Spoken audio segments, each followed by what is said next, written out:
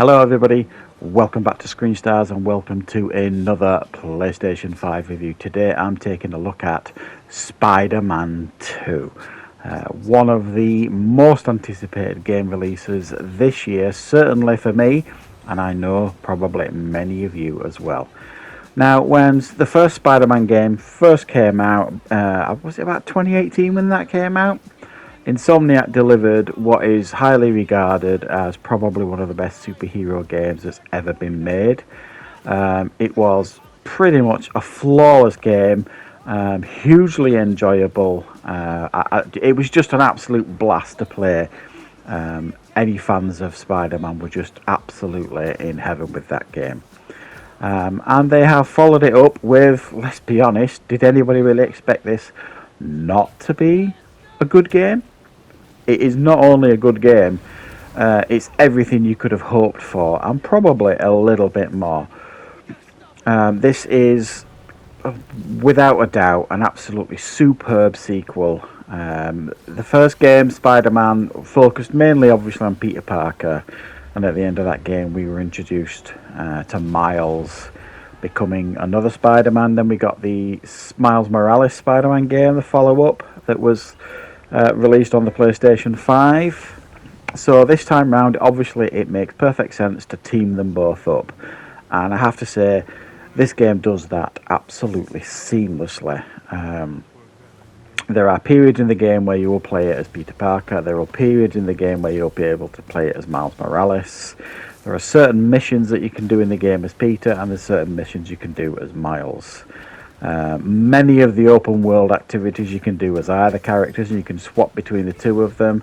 And then the main missions, most of them are involving both of the Spider-Mans, and it just works so seamlessly. I mean, the set pieces here they were superb in the first game, and it feels like they've elevated it to a whole new level here in this game.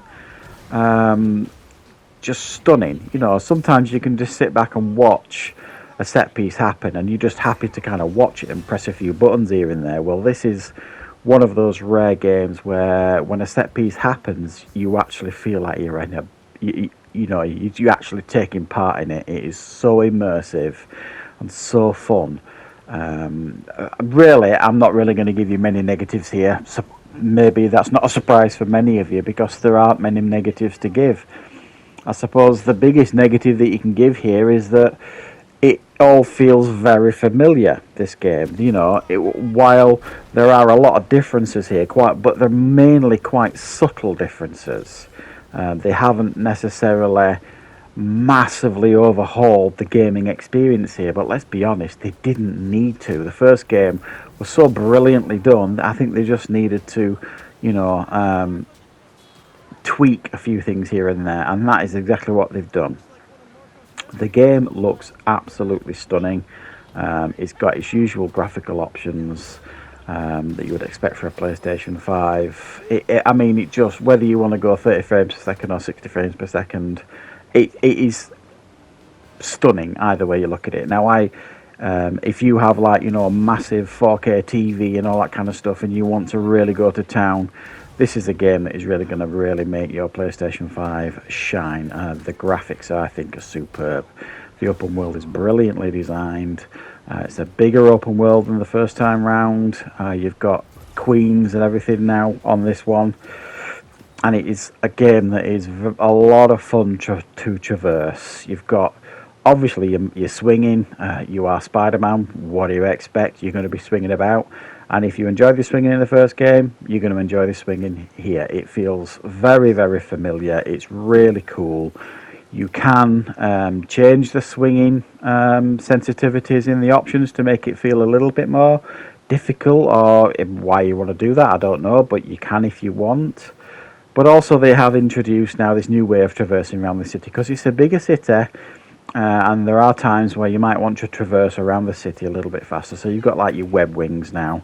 And these are just really cool. There's certain places around the city that act as wind tunnels, if you like. And if you open your web wings into these places, you'll traverse the city even faster. It's a really cool option. It's up to you how often you want to use it. You don't have to use it at all. I tend to use it if I'm wanting to traverse over a long space to get to a main mission fast, and it's like over the side of the river, the other side of the river. Well, I will generally do it then to get to the mission faster. But I think I've found a nice balance here in regards to using your web wings and swinging around the city. Loads of options here for suit unlockables. There's pre-order bonuses in regards to suits, or digital deluxe editions. You get extra suits if you want to do all that. I'm one of these where I kind of like the more traditional Spider-Man suits. Some of the weirder and wonderful ones don't really interest me, but there's loads of different suits for both Miles and Peter, and quite a lot of the suits have like different variants. And obviously you unlock these suits by getting to a certain point in the game, and you need to unlock tech points and all the stuff that you did in the first game to unlock suits you have to do again here, but there's just more of them because you got some for Peter and some for Miles. You level up, and there's 3 ways you can level up. You can choose to level up Peter, you can choose to level up Miles, or there is like a skill tree that they both share the abilities for, so you can choose to upgrade that as well. So you can choose either that you want. You can also upgrade your gadgets and all that kind of stuff by collecting tech points, as you did in the first game by doing certain missions around the city, and you can do all of that, upgrade all your gadgets and that kind of stuff. Again, very, very familiar stuff if you're used to playing the first game. In relation to the story here, well, obviously you've got 2 stories going on, and you've got Peter, who is now in his mid-20s, is looking to make a career for himself now, initially as a substitute teacher, and then eventually working with Harry Osborn, his best friend, who is now fully recovered from being ill, and he wants him to come and work for him. He's asking Peter to come and work with him. And then you've got Miles, who's still at school. He's trying to, very much like Peter was years previously, he's trying to juggle between his school and his Spider-Man activities and struggling with that. And then you've got Kraven the Hunter, who has always been one of my favourite baddies ever since I read the comics when I was younger. Kraven has now come to New York looking for the supreme hunt.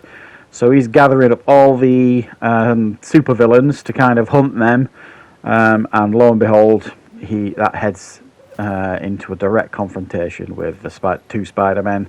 I really like that. I think Kraven is a good villain. I like the fact that his hunters take over the role of like that security company in the first one. I always thought they were a bit weak and a bit boring and a bit predictable.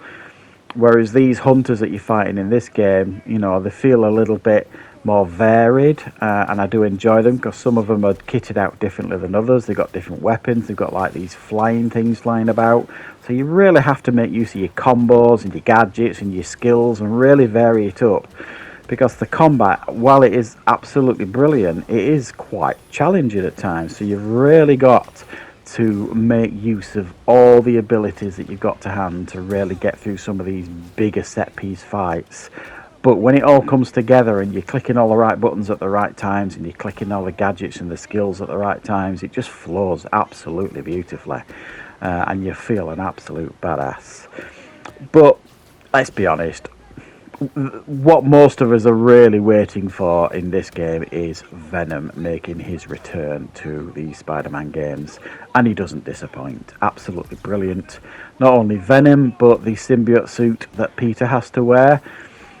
It works brilliantly. Great voice acting in regards to Peter Parker doing 2 different roles, really. Not only doing the Peter Parker, but also the Peter Parker while he is in the symbiote is really, really well done by him. And that's all I really want to say in the story. Needless to say, I think it works really well. It starts off slowly and it builds and builds and builds and builds, and it throws in quite a few brilliant set pieces throughout to keep you really interested, and I just think it's absolutely fab. Loads and loads of activities for you to do on the map, but you don't need to go to the map anymore. You can just press right 3 to scan and it'll show you in the city where the activities are. You've got things like photo ops now that'll make you a little bit of extra money. You've got sand crystals, like sandman crystals left around the city, that'll unlock like the mystery as to why Sandman kind of went off the rails at the beginning. You've got these sciencey missions, a bit like the first game, but not as tedious. If I can say that, I thought the science missions in the first game were a little bit tedious. They're not as bad here, but they're quite a lot of fun, much better. You've got like high school missions. You've got obviously the crimes that keep getting reported through that seem to be actually much more frequent than they were in the first game. Loads and loads of stuff happening in this game to keep you absolutely enthralled, entertained, engaged. You never ever feel bored playing this game, and they've balanced it brilliantly. The cutscenes are of a really high standard. The graphics are, for me, one of the best, I think, on the PlayStation 5. They look ultra realistic at times, but they've also made it all very colourful as well and very bright. It just, I think, blends everything in perfectly. You've got the haptic feedback for your controller, as you would expect. They've just worked that beautifully into your PlayStation 5 controller. It's nice and subtle. It does its job nice. You've got your stealth stuff where you can take down the bad guys, and you've got loads of different ways of doing that now in the game. I could literally go on all day with this game, guys. Needless to say, you don't need me to tell you that you need to buy this game. It's absolutely staggering. I suspect many of you have already bought this game, but yeah, it doesn't disappoint, guys. Go out and get it. Honestly, it's an absolutely fab experience and definitely one of the best games of the year. So thank you very much for joining me.